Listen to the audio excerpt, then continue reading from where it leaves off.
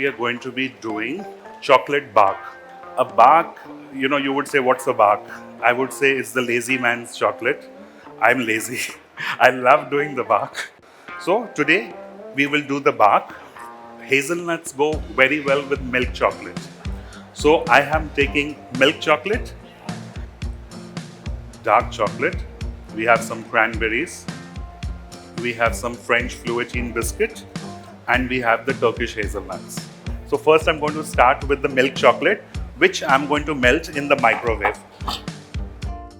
So once the chocolate has melted, make sure to stir it well so that you do not have any of the lumps left inside.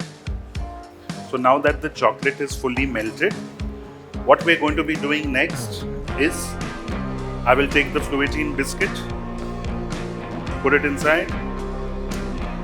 I will take the hazelnuts. In the recipe I have given you the two chopped. So we will put the hazelnuts inside. So as you can see, the mixture that you're seeing is once this sets up, you will have a bite, a crunch in every mouthful that you take. So you'll have hazelnut, you'll have the crunchiness from the fluoritine biscuit and the milk chocolate. Into the board. Using a palette knife, just spread it out. And it's as simple as this. We can have it the way like this, put it in the fridge, set it and have it.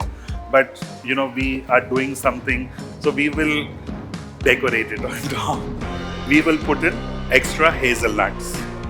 This not only gives it an extra nuttiness, but it also looks very pretty when you have guests over.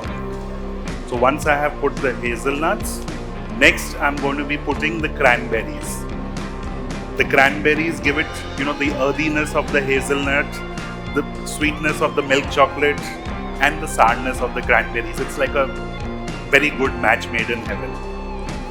At this point, don't forget is all the dry fruit is loose.